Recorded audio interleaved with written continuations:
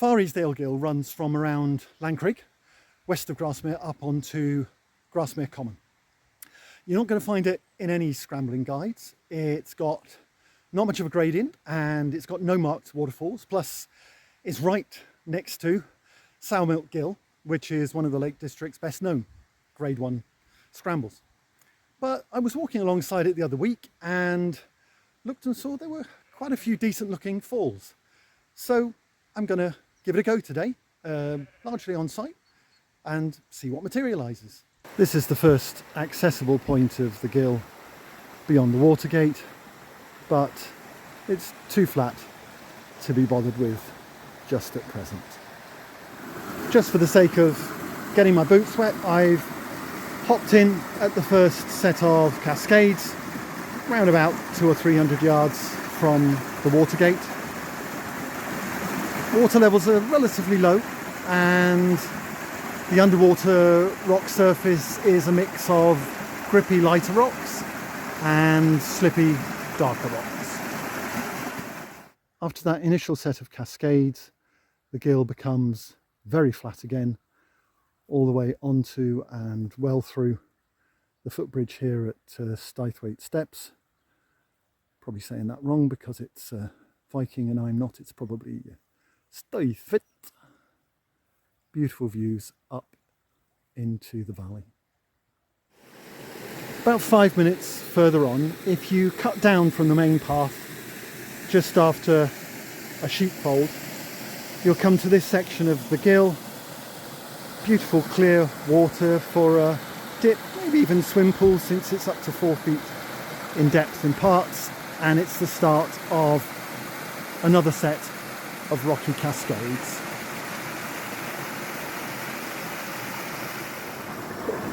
Head up under the trees after the pool and you'll be rewarded with a small run and a small waterfall at the end of the run.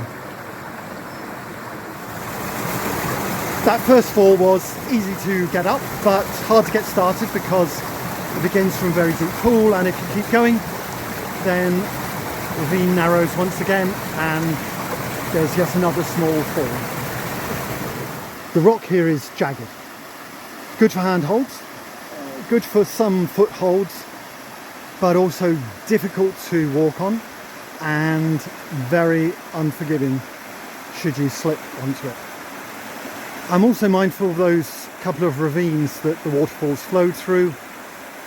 They were fine at the moment with water levels low. Water levels will often be quite a bit higher here, and that's going to make those ravines and those falls significantly hairier to get up. 5 minutes further on and here's, by now count, the third set of falls. They're pretty slabby, easy enough to get up on the left, slightly more difficult on the right, and we'll have to imagine them in their full spate glory. Making up for some of its flat sections is the fact that Far Easedale Gill is set in a steep-sided, dramatic glacial valley. Another advantage other than the setting of Far Easedale Gill is the number of steep exit routes.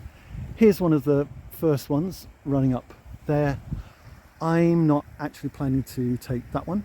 Going to go further on since we have some more waterfalls to cover, and looking to go up the ones here around Broadstone Head and Ecton Crag. Here we go with waterfall number 4. Only about 6 foot high, greasy but easy enough. What makes it fun is the fact that you approach it from a neck deep pool. Sheep not included, by the way. 10 minutes further on and now getting up to the business end of the valley. Continuous series of 5 or 6 cascades and then waterfalls leading up to, is that a corrie? I'm going to say it might be. Much of the rock here, and indeed some earlier in the Gill, is covered by this kind of hairy moss that's long enough to be really slippery, not deep enough to offer any grip, and overall kind of yuck. Here's the first waterfall to actually present something of a challenge. I just about managed to get up with a small foothold here and all the way up on the left, but it's difficult because many of the footholds are sloping, all of the footholds are slippery, and you're moving up from a 3-foot deep pool. So far the cascades and falls have been slabby but also slippery, so they're good grade 1 challenges. This, I think, is the final set, and it comes with its own built-in rainbow. The gill splits at this point. I'm off first of all to explore what looks to be the more interesting right-hand fork, and I will come back later on and look at the potentially less interesting left-hand fork that follows the line of the main path upwards. The final waterfall in that last set was really great. Grade 1 plus, I'd rated a grade 1.5. Exactly the kind of thing where you're 2/3 of the way up, you know that you can't go down, but you're really struggling to find where's my next handhold and where's my next foothold going to be, but you make it and you feel really great at the end. Then when you get to the top, you are faced with this, which is a grade 2.5, grade 3 waterfall, I would estimate. Down here in the lower sections, it is either vertical or overhung, and in the mid to the upper sections, every single one of the potential footholds is slanting outwards and downwards and is really slippery. So it's a no. You can scramble up the side here if you want to, but I'm not really sure what the point of that is, so I'm just going to go round it. Above and almost continuous with that larger waterfall is what I believe to be the final set of cascades. Because of the overhang there, I decided to go up here on the right instead of on the left, and it proved to be a tad difficult. It's a grade 1.5, mix of wet and dry, and so therefore nice little transition to the much drier exit routes that are going to follow from this to get out of the valley. Having completed that final waterfall of the right hand fork of the gill, I'm now gone back down to the earlier left hand fork, which initially is just a narrow ravine. At this 3 or 4 foot dip pool, the left hand fork splits again. On the right side, with a small waterfall, is the main gill, and over onto the left is another fork that will ultimately lead up onto the crags up to Ecton Crag. This really is the final waterfall. 5 deep pool, grade 1 scramble. It's difficult because of the overhang at the beginning, but you can pull yourself up on the left hand side, and then there's another little dip pool and a couple of cascades above.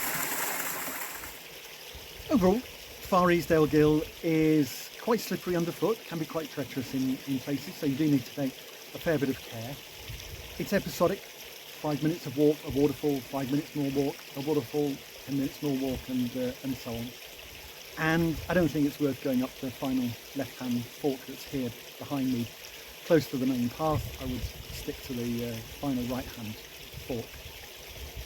But if you know what to prepare for, you're prepared for that slightly episodic structure, then particularly that final run of cascades and waterfalls was a perfect challenge for a grade 1 scrambler.